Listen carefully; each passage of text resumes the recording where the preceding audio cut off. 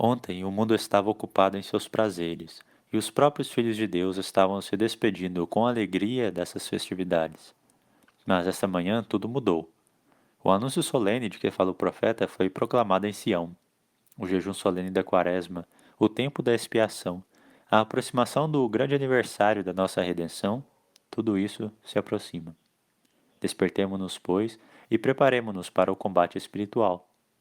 Mas nessa batalha do espírito contra a carne, precisamos de uma boa armadura. Nossa Santa Madre, a Igreja, sabe o quanto precisamos dela, e portanto ela nos convoca a entrar na casa de Deus, para que possa nos armar para o santo torneio.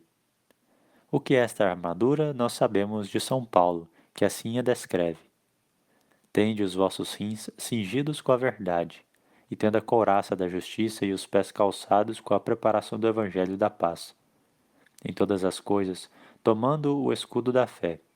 Tomai o capacete da salvação e a espada do Espírito, que é a palavra de Deus.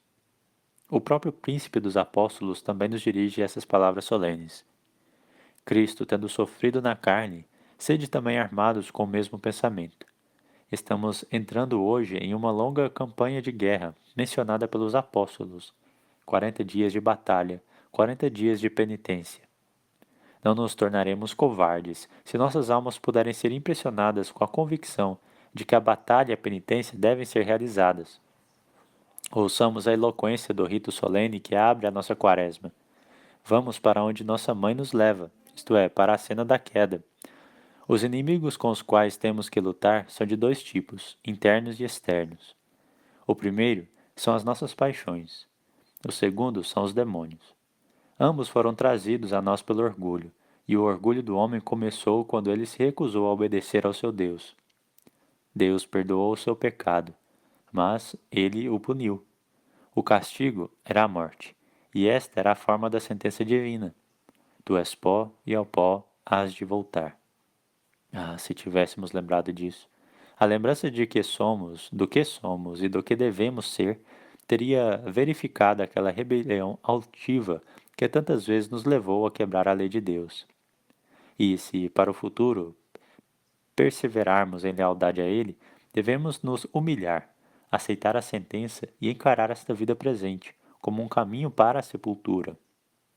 O caminho pode ser longo ou curto, mas para o túmulo deve nos levar. Lembrando sempre disso, veremos todas as coisas em sua verdadeira luz.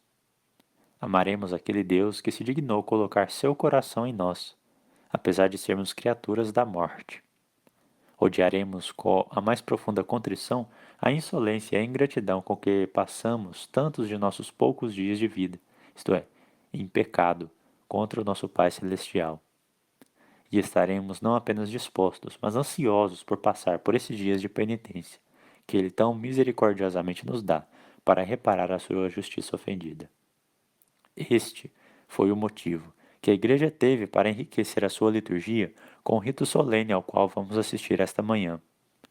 Quando, há mais de 1000 anos, ela decretou a antecipação do jejum quaresmal pelos últimos 4 dias da semana da quinquagésima, ela instituiu essa impressionante cerimônia de assinalar a testa de seus filhos com cinzas, enquanto lhes dizia aquelas palavras terríveis com que Deus nos sentenciou até a morte.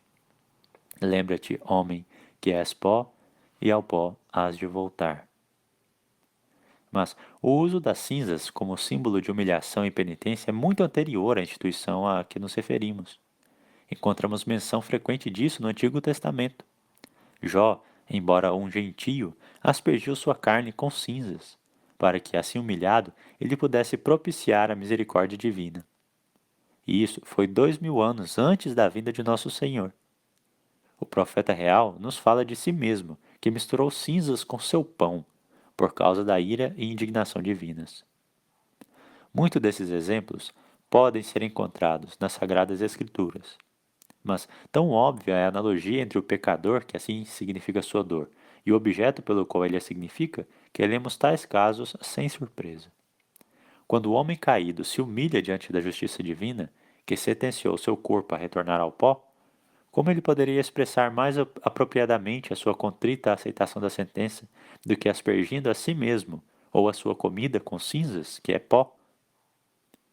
o pó, né, uma cinza de madeira consumida pelo fogo.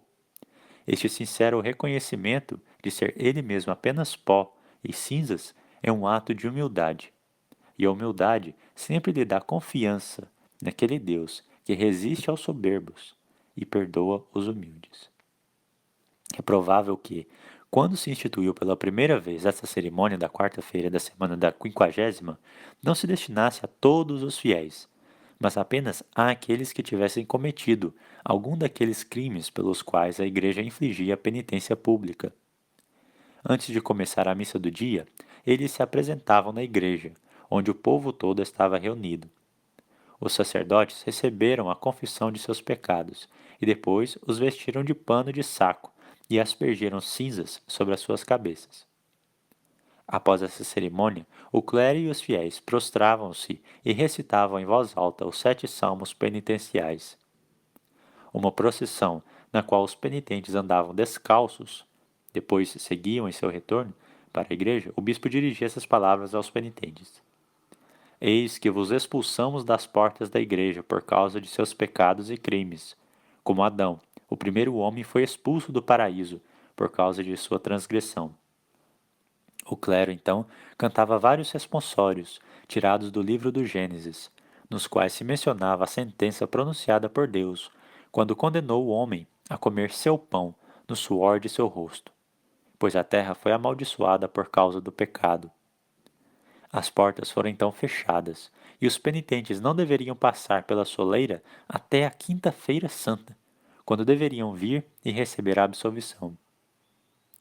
Datada do século XI, a disciplina da penitência pública começou a cair em desuso, e o rito sagrado de colocar cinzas na cabeça de todos os fiéis indiscriminadamente tornou-se tão geral que, por fim, foi considerada como parte essencial da liturgia romana. Antigamente, era costume aproximar-se descalço para receber essa solene lembrança do nosso nada. E verificamos que, já no século XII, o próprio Papa, ao passar da igreja de Santa Anastácia para a de Santa Sabina, onde se situava a estação da missa de hoje, percorria toda a distância descalço, como também os cardeais que o acompanhavam.